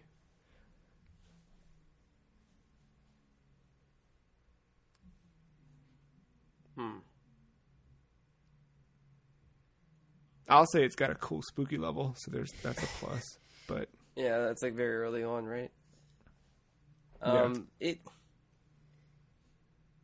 It's like a weird hybrid of like platformer, beat 'em up, with like a hint of puzzle in there. Yeah, and, like it's not puzzle in the sense that you're like solving a puzzle, but you need to be specific and intentional with your combat. Yeah, and like the way that this game has its mechanics all themed around cinema, I think is very cool. That is very unique and distinctive. And the way, and like you use that for everything, for navigating through for traversing through the levels, for the fighting, and for some of that puzzle solving. It's like you, and like having to mix and match that on the fly, learning what works against specific enemies. It can feel great once you get it all going, and yeah, there's nothing else quite like that. Yeah, I think the fighting mechanic, like the system, I think it's unique, holds up, very good. It's. I think that combat system and having the way you have to use it in various situations, kind of like that puzzle solving you just said, like in a situation, I think it's a very, very good game, and I'm glad this list finally forced me to play it, because I've always wanted to. It's never like time, you know, it's never there. But man, it's a good one, and I like. You say like Metal Gear Solid 2 is like your symbol for PlayStation 2. Like this is almost my symbol for the GameCube. Honestly, it's like up there. It's very much so. Well, so why is it not elite?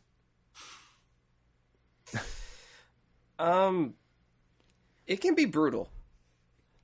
This game Yeah. is very unforgiving, and that is so Kamiya. Yeah. And just it being a Capcom game, like, it loves to harshly grade you, no matter how well you think you did. And the enemies can also be bullshit more than half the time, to where it's just like, it kills your drive a little bit when you have to keep starting over. I mean, some of the checkpoints are decent, but yeah, it can get frustrating at times. Yeah. All you nerds ready for Bayonetta 3. Going back, check out Beautiful Joe in the meantime. Yeah. I think that's the ticket. We had a ticket to Takedown, Burnout 3 Takedown, which we ranked at number 8 in episode 451. Mark, why do you recommend Burnout 3 Takedown to anybody? I forget his name. The DJ. Yeah, the DJ's DJ Flex or something like that. Oh, I guess Flex. something terrible. Yeah. No. This is like, so, you know what? This should have been my answer when you asked top of the episode what was like the most surprising thing or things about this season or whatever. It's like, this game surprised me probably more than it should have.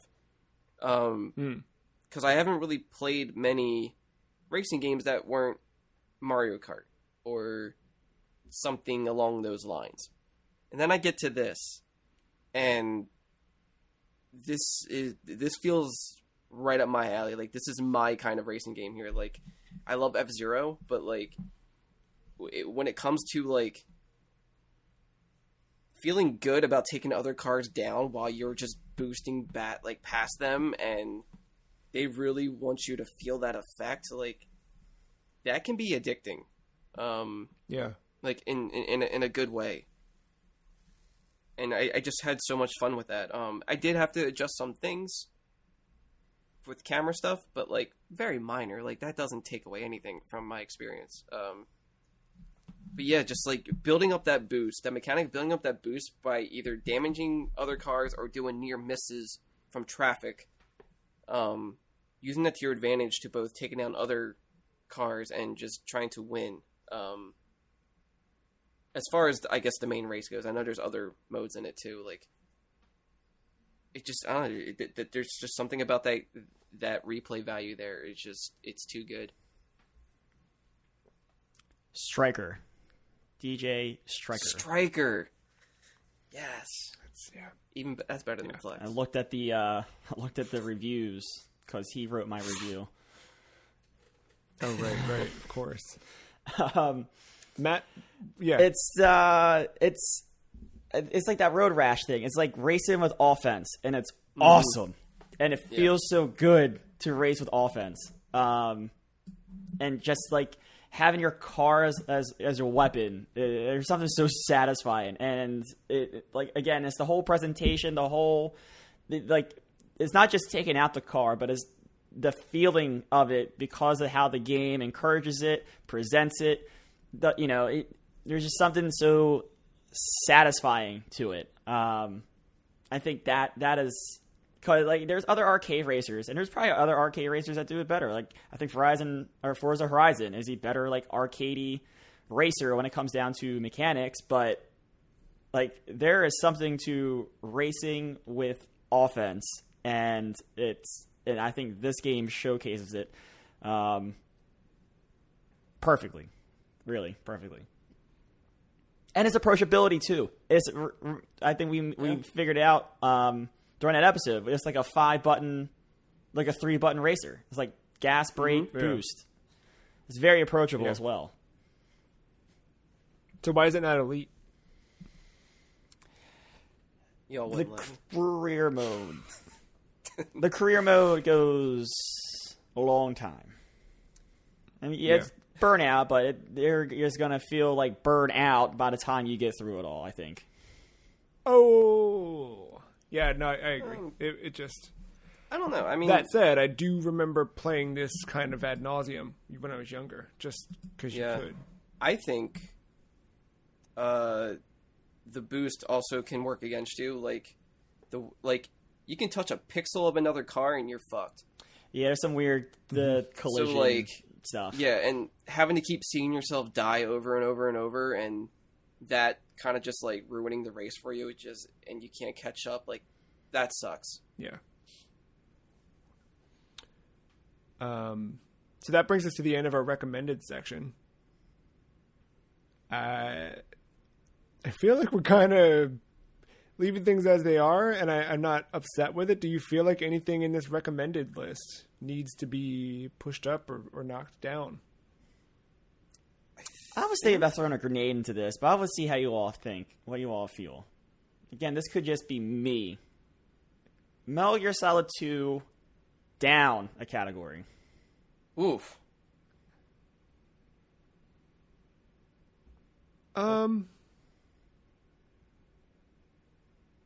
Maybe.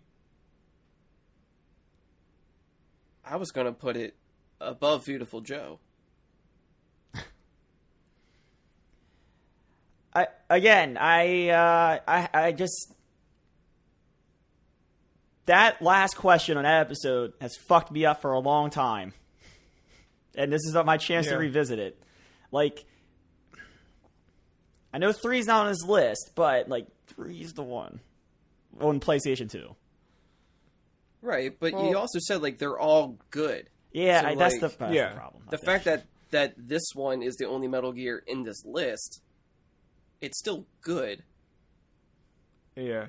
And I think it left a better taste in my mouth than Beautiful Joe after revisiting it. Here's what I'll say. We're likely going to do another one of these style episodes to close out the year. So maybe see where you feel then. Okay. I think it's good as it is. I'm also going to say that assuming we don't put anything else in the top 10, like moving things up out of recommended, like some of these top 3 recommended are kind of going to be de facto elites by the time we pad out the rest of this list.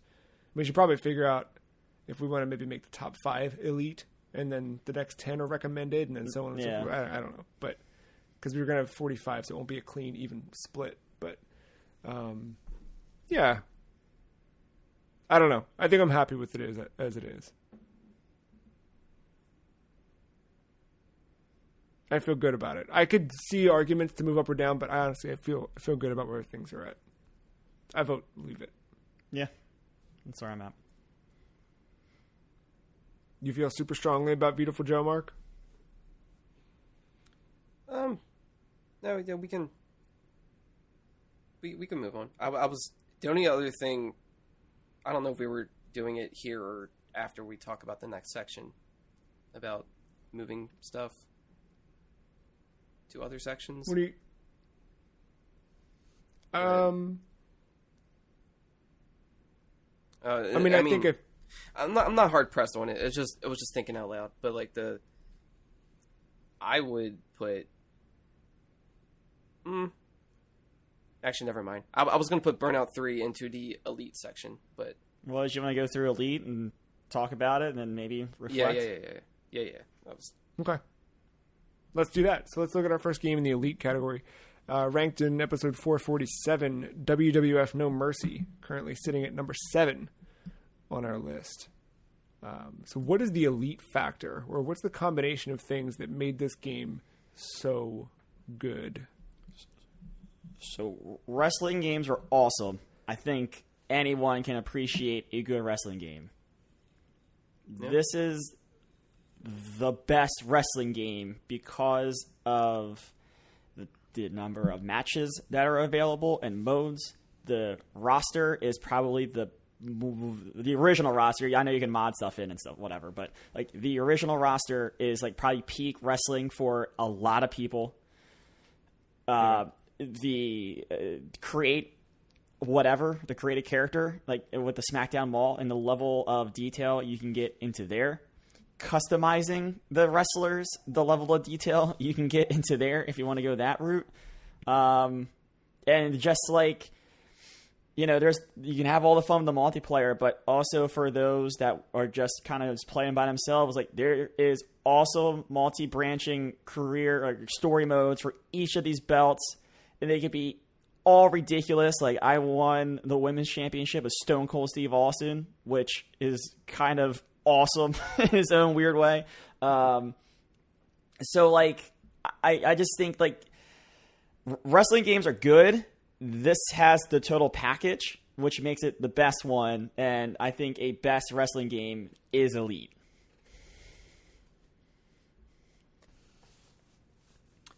And yeah, for a game on a Nintendo 64, which has the most weirdest controller, so it's hard to translate a lot of games to use with that controller, or we played games so weird because of that controller. This found a way to use it in a way that doesn't suck. Even though like I had to look up some things just to learn how to whatever, right? That didn't take away from it. It's still a easy to jump into wrestling game, and it found a way to utilize that controller properly. And I think that's a big feat. Yeah, it made me want to play more wrestling, which was something I haven't thought of in a very long... I mean, honestly, since our FCW, Free Cheese Wrestling stuff, which, listeners, if you've not heard and you are interested in wrestling or even just stupid, having a fun time, go to thefreecheese.com and look up under our shows Feel tab. like Crystal Skull Vodka. Free Cheese Wrestling. Yes. so many good times. I'm trying to not speed run these top 7 here, but I do want to keep things a little brief. But I will ask, what is the flaw, if any, of this game? It's not online. Like, Yeah. I'm not just saying like wrestling other people, but I think like the easy access to what we were able to do with SCW and the character creator and all that stuff. That's super easy, and being able to get like certain, and like I can upload certain images to put onto a belt that becomes the dumbest thing in the world. Like that online connectivity would have taken what is already an impressive customization package to the next level, which is what I think is the best part of the current games is that, that ability to kind of do what you want because of just people in the community that are awesome at it. Yeah, like if we're not doing emulation, it's stuck on a 64. Like Right. It hasn't been ported anywhere. Yeah. I'm not sure how easy it is to get for people. So I guess just that. Number 6, ranked on episode 456, Tokyo Jungle. Mark, what do you think is the eliteness of this? The fact that you can just be a Pomeranian and just tear shit up. Yeah. I don't know. Like, You think you can until you come across something bad. I mean, right. No, but I think that's the interesting part of this whole stop is like, it's a weird situation with weird playable characters. Like you play as a Pomeranian, or you can, and you play as other things. But I think also it's just a weird, unique experience you just don't have anywhere else. And I think it answers a lot of questions I never thought anyone would ask, which is a cool idea for a game. It's unlike any other thing. And I know I'm kind of moving this right along, but I think the big flaw of this game is really just the survival mode, or the story mode, where like you have to do certain spots to get chapters unlocked. Like you can't just play through the story. It's like a slow progression that you need to do other things for. I think this game's at its best when you just get to wander and have fun, and it's silly and weird. But yeah. The progression. Anything else in Tokyo Jungle? The progression's the flaw here. Like like trying to unlock other animals, you have to do certain events at a certain time. There's not a lot of leeway there. Also, you have to waste a fucking minute at the start of it to do anything. Like, you can't do anything because the progression doesn't take into account what you did in that first minute. So I, like, literally go pour coffee when I go to play this game for that first minute. Like, that whole system is, like, flawed, and that's easily the worst part of this, and that's where it feels like a grind. But, like you said, running around, that's when it's at its best, and they kind of butt heads a little bit. Yeah. Downwell, number 5 on our list, ranked on episode 452. I think... I'm sorry, I'm jumping in. I think the thing that kind of puts this in the elite category for me is, like, the just simplicity of it. Like, it's just straightforward. It's easy to jump in, and I think the roguelike aspect of it makes it so easy to want to continue to play. And it's a game that I've played for years at this point without ever really completing or even getting super close to completing, but I don't tire of it ever. Like, I'd move on and I'd play other things, but I'm never like, there's certain games on this list where when I got to the end of it, I was like, I'm good. I don't want to touch this. But Downwell, prior to us talking about it this season, and just generally speaking, I'm always happy to play Downwell. Even if it's not for more than a couple of rounds. Like, it's been installed on my phone forever, for 7 years now, or since it debuted. When it released on Switch, I got it. When it released on PlayStation, I got it. You know what I mean? Like, I love this game. You hit the nail on the head. Yeah, everything has a purpose, too. Like, that's... Yeah, that was key. Yeah, the design overall of this game is super good. I think the flaw, Matt, you've got the biggest one. Oh, like playing on your phone? Touch controls? Yeah, it's a precise platformer that has imprecise controls on touchscreen, which sucks. But I think playing this with a controller, or even getting used to the touch controls can get there, but it never quite feels as good as it does on the PlayStation Vita. Episode 448, we talked and ranked Rez Infinite, which was the port of Rez to PC and PlayStation 4, which added the new Area X to the game. But yeah, Rez Infinite. Why is this one elite, Matt? Oh, it's so weird. It's like every, I don't know, there's things about Tetris Effect, besides the Tetris parts, that are so cool when you kind of get it here, and I like the gameplay of this. It's like a weird rhythm to it, and I just never really played anything like it. It's like an on-rail shooter rhythm game that, like, my hands get numb because of the amount of feedback that's going through the DualSense because the way the vibration is. And I know you could have gotten the vibration thing back in the day. Like, it's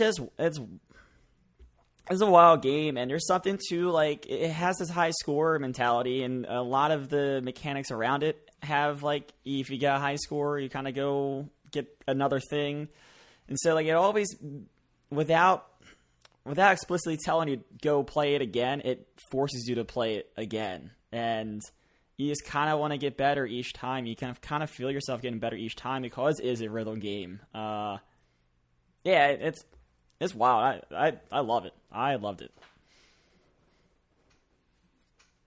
Yeah, I just think there's, like, nothing quite like Rez. And I think that's kind of so far what we've seen in our elite games. There's just been nothing like them. There's things similar, whatever, but, like, nothing quite does it like this individual game. Mark, I know you had some kind of flaws when playing Rez, but I guess I'll ask, because I know you were on the weaker side of reception for this game. What is the elite part of this? Or do you see the elite combination of factors that rank this game as high as it did? I can see the artistic integrity behind it. I can respect that. That's about it. Like, I guess you want to jump into the flaw of the game? I'm sorry? for you? He asked about the flaw. Yeah. Oh, Sorry. I don't think it incentivizes skill. I played this like every way possible on PC. Between controller, VR, both motion controls. I just had to waggle highlight things, and that was my progression. Like, I got pretty far just doing that. I didn't feel the sense of rhythm or anything like that. It was just, I highlight things, Star Fox style, move on until I lose. And I think what I was looking for was an Area X, and I didn't play that part. So I think I would have had not as harsh of a, as harsh of a reception to it had I just jumped into that. But that didn't feel like main game stuff to me. That felt like post-game content or like bonus stuff. Like, I didn't think that was the one I should have went after. So I should revisit it, but as far as just the base game goes, I just couldn't get into it. It just wasn't. In post Tetris Effect, I couldn't get into it. Yeah. Matt, was there anything for you that you felt like still was flawed? My biggest problem was the stage 5, the way it was not like the others in terms of length. Especially when you go high score chasing and you're trying to, increase your score or whatever. Like, stages 1 through 4 are like short enough where I don't mind going back and replaying them if I, just miss a number or something. But stage 5 is such a weird and long investment. I wish they split into 2 parts after you beat it, so that way you could like congregate a high score or something, or let the high score, the stats based stuff, like just let it be like a 5A or 5-1, 5-2 or something a little bit more approachable, I would say. I'm real stoked for Enhanced to announce Res 2 for PlayStation VR 2. That would be very nice. Speaking of games with sequels, Pikmin 3 joined our list in episode 459, currently sitting at number 3. I didn't realize Pikmin 3 was so high on this list, but it fits. What do you guys think makes this elite on the list? Mark, what put this so high for you? I just, the fact that this has come a long way between the Pikmin games. I know there's only 3, but like the time in between them has been pretty vast. Yeah. And I think they started to find a pretty good balance of what they want to do with this series. I think it's starting to find its own identity, and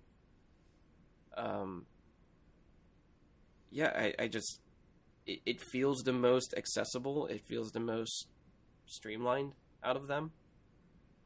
It kind of, you don't realize it at first, but it's kind of like a Metroidvania in a way. And just finding out ways to just progress throughout that map, and you're not really pressured. You're kind of pressured by time, but you're not in a sense of where like you can't do anything about it. You can extend that time, and it's all based on you. And I think that's good. I like that this game just lets you handle this the way that you prefer to. Yeah. Matt, what about you? What I think elite factor? I think it's an approachable RTS on a console, which I think by itself that's a good feat. There's not many of them, but 2, like, it replicates that stressfulness that you can get in RTS or something like that. But there's always a way out of your stress, which isn't in anything like that. And I think I made Frostpunk comparisons. Like, with Frostpunk, you make a bad decision, you're fucked. Like, your whole run, it might not die that day, but you're days away from it dying, so you may as well restart then. In this, like, there's an out to everything. And yeah, you fucked up, but like, there you can navigate your route or something next day or whatever to kind of re-strategize and to work around your fuck up, which is nice. It makes it approachable and oddly calm in some ways. Is there a flaw to Pikmin 3? One line. Again. Yeah. Yeah, but I mean, outside of that, I really can't. Like, the closest I can get is that sometimes the management of Pikmin types and the on-screen like teams can feel like a little much, but I also beat the game.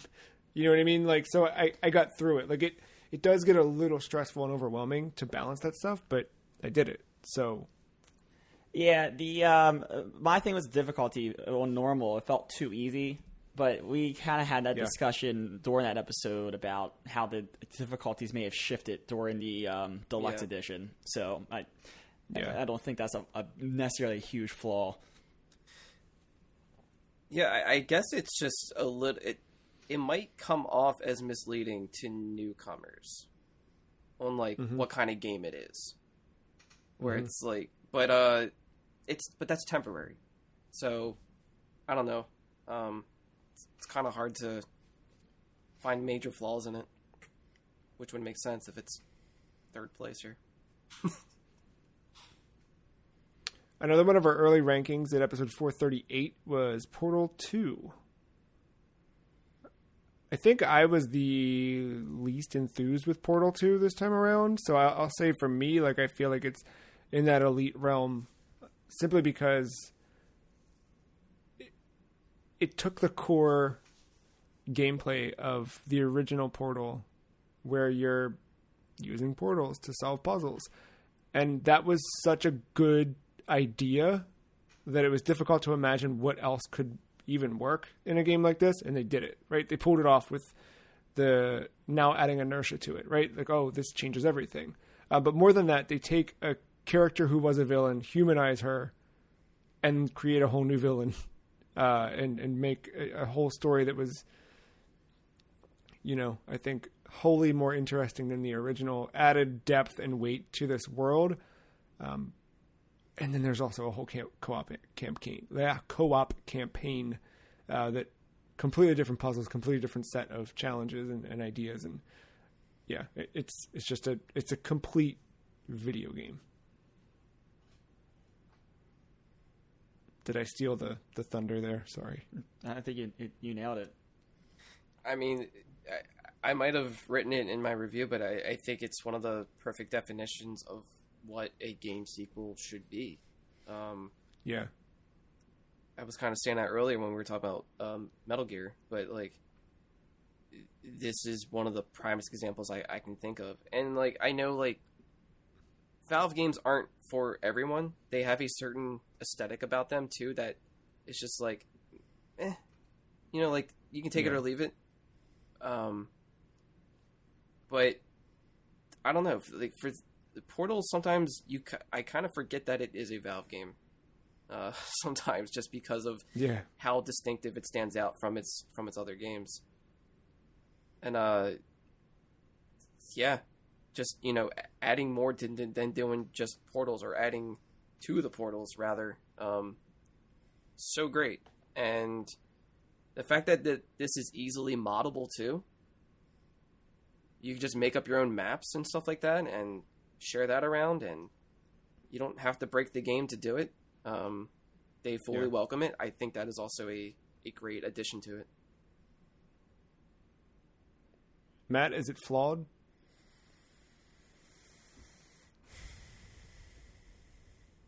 I hope my mic picked up that long sigh. That... I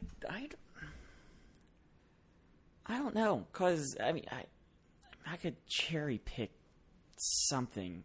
Sure. Like one section might be too long. You know, I'd say one. You know, but I feel like even like its pacing is fine. I feel like the ideas are well executed and they don't stay for too long, or they start to blend into another. Like it for a puzzle game, I don't think it deserves to be this good. I think like that, like the puzzle aspect is great.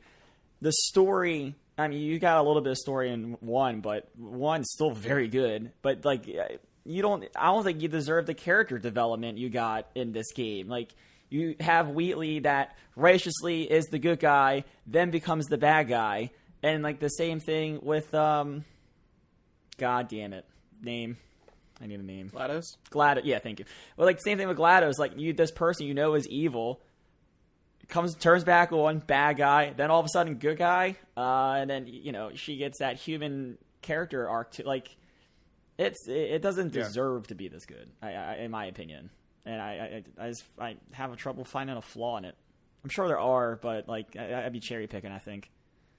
Like some puzzles might be a little weird to figure out at first. Like it's not exactly intuitive. Again, I'm not cherry picking, but they're all achievable. Like any of the ones I struggled on, like other people that I play the game that I've talked to did not struggle in that. Like they may have struggled with something else, but like the fact that like there's not that one that everyone struggled with, I think says something to the level design as well. Right. Like part of the struggle is, the struggle is part of the game. I feel it's a puzzle game. Right. Like, you gotta think. It's all right. You're allowed to think. And our number one spot, Wii Sports. It's so Wii 441 is where it was ranked. Yeah, it is Wii Sports. What's the thing that you think sets this one above the rest? Again, another game we didn't deserve to be this good. Like, it could have been a demo of bowling, baseball, tennis, and, boxing with the nunchuck. Like, it could have been that. But no, it's something so much more. Like, there's stat tracking with the Miis. You can keep playing with your Mii to become a pro. Like, there's progression there in the single player. There's fun bonus games inside the games themselves, like the 10,000 pin bowling, it's so it doesn't we didn't deserve it for the packaged in game, but we got it. It's awesome, and everyone plays it. Everyone knows about it. And also, we're now in a post Switch Sports. Doesn't even compare. I would still rather play Wii Sports. Yeah. Correct me if I'm wrong, Matt, but I feel like if I ask what the flaw is of this game, I don't even think you can say online, because now we have Switch Sports with online, and it hasn't wholly made it better. But it's not Wii Sports. It's the Joy-Con. It's not the same as the Wiimote, and there's definitely issues with that. Yeah, but I don't want this one to be online. That's not like my flaw. I don't think there is a flaw. Because it encourages the pass the controller. That was probably one of the last. It's not split screen, but last couch with your friends phenomenon. Yeah, this is the most Nintendo thing Nintendo has done. Because I think especially as well, right? This launches in 2006, right at when online is burgeoning. And we're right on the cusp of that, right? Xbox Live was a huge success. PlayStation was not as widely known, but it was still happening. People were playing plenty of things online with PS2. SOCOM was huge on PS2 for that audience. But we're right on that cusp of, okay, it's about to happen, right? And looking back now, especially, you can see it. And instead of Nintendo saying okay, let's jump in and let's do it, which I know they'd get criticized for later, while everybody else was telling us to play alone together, this was saying, no, play together in the same room, be around one another and enjoy each other's company. And I think that was, I don't know. I think it's easy to look at it and kind of scoff and be a little bit of a pessimist and think that it's lame and it wasn't whatever, but the other side of it, it's no, this was super cool. This was nothing's done it since. I think the next closest thing we had to Wii Sports was Animal Crossing New Horizons, but I think that was more global circumstance than grand design, where Wii Sports was very much. And another weird thing to think about is there are games on the Wii that specifically need Wii Motion Plus to be more articulate with your motions. Yet this game didn't need that at all. It's fine without it. Worked too. It was rare when it didn't work. Everything worked.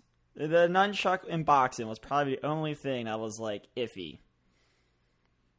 But even that, I feel again, I think you learned to work around it. It wasn't a problem. like with a drifty Joy-Con. Yeah. Yeah. That's our list. Do you guys think that anything in this Elite section needs to drop? Oh, Joe, you're gonna hate me for this, but I think Tokyo Jungle's got to drop. I had a feeling. Just from how we talked about everything, it just seemed like... It does feel like the outlier in this. I mean, it's good. It's just, I mean, a core aspect of the game is the story mode, but you have to do the progression stuff in survival to get the story mode stuff.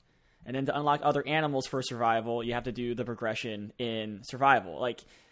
And that is not when the game's fun. It's trying to grind out some of those cooler animals or whatever. I think you get more frustrated. At least for me, I got more frustrated when I was dealing with the progression stuff than just running around trying to find food and fucking.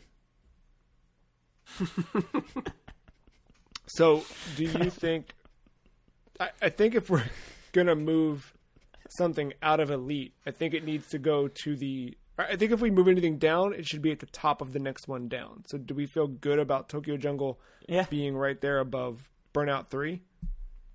Yeah, because I think it gets Burnout, and then I know this list is going to look totally different by the time we get there, but at this standstill checkpoint, I think it gets Burnout into Elite, which is kind of I think what Mark was trying to aim for, and I think makes sense after our discussion. Yeah.